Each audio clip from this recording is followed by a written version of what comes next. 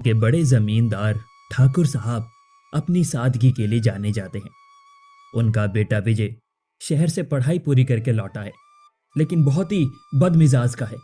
एक दिन खाने में मिर्च तेज होने पर वो रसोई पर चिल्ला उठता है और उसे घर से बाहर निकालने की धमकी देता है। ठाकुर साहब उसे समझाते हैं। विजय, पद और पैसा इंसान को ऊंचा नहीं बनाते, व्यवहार बनाता है। अगर यही हाल रहा तो एक दिन तुम अकेले रह जाओगे। विजय को अपनी गलती का एहसास नहीं होता, पर पिता की नाराजगी उसे सोचने पर मजबूर कर देती है। अगली सुबह गांव में हड़कंप मच जाता है। ठाकुर साहब की पुश्तैनी तिजोरी से गांव के विकास के लिए रखे गए गहने और पैसे चोरी हो जाते हैं। गांव का एक आदमी भागता हुआ आता है और बताता है कि पास के गांव में कुछ गुंडे देखे गए हैं। ठाकुर साहब चिंतित हैं, क्योंकि गांव में ही कोई गद्दार है जो दुश्मनों को खबर दे रहा है। विजय अपनी छवि सुधारने के लिए इस मामले को सुलझाने की जिम्मेदारी लेता है और भेष बदलकर गांव में रहने का फैसला करता है। विजय गांव के कोने में फटे पुराने कपड़े में घूम रहा था। तभी उसकी मुलाकात सोम काका से होती है। सोम काका एक पुरानी लोहे की बाल्टी लेकर घर घर दूध बेचते हैं। सोम काका विजय को अपना परिचय देते हैं कि वो वर्षों से इस गांव की सेवा कर रहे हैं। विजय देखता है कि सोम काका अपनी उस पुरानी बाल्टी को बहुत संभाल कर रखते हैं। सोम काका कहते हैं, बेटा, ये बाल्टी मेरे पूर्वजों की निशानी है। मेरी किस्मत इसी में बंद है। विजय उनके साथ घुल मिल जाता है। अचानक एक रात सोम काका की भैंस चोरी हो जाती है। वो रोते हुए मुखिया जी के पास जाते हैं। पूरा गांव इकट्ठा होता है। विजय, जो अब एक मजदूर बना हुआ है, वहां पर पहुंच जाता है। मुखिया जी शक के आधार पर विजय को पकड़ लेते हैं, क्योंकि वो अजनबी है।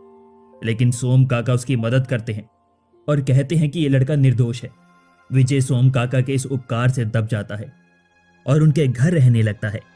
विजय सोम काका को कहता है कि दूध बेचने से गुजारा नहीं होगा। वो सोम काका की बनाई चिकन करी का स्वाद चखता है और दंग रह जाता है। विजय सुझाव देता है, काका, हम गांव के चौराहे पर अनलिमिटेड बकेट चिकन करी का ठेला लगाएंगे, सिर्फ 99 रुपए में भरपेट चिकन।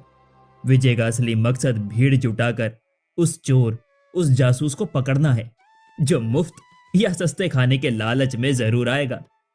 चौराहे पर बकेट चिकन करी का बोर्ड लग जाता है। सोम काका की वही पुरानी बाल्टी में भरकर चिकन परोसा जाने लगता है। लोग दीवाने हो जाते हैं। विजय दूर बैठकर हर आने जाने वालों पर नजर रखता है।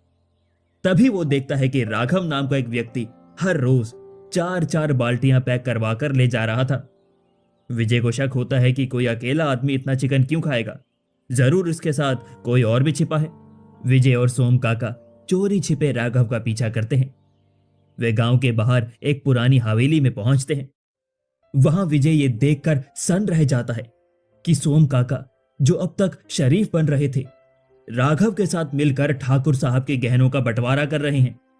सोम काका की वो पुरानी बाल्टी दरअसल तिजोरी की चाबियां और कीमती नक्शे छिपाने की जगह थी। सोम काका असल में दूसरे गिरोह के सरगना निकले। जैसे ही सोम काका और राघव भागने की कोशिश करते हैं, विजय पुलिस और गांव वालों के साथ उन्हें घेर लेता है। विजय बताता है कि उसे सोम काका पर तब शक हुआ जब उसने बाल्टी के निचले हिस्से में एक गुप्त लॉकर देखा था।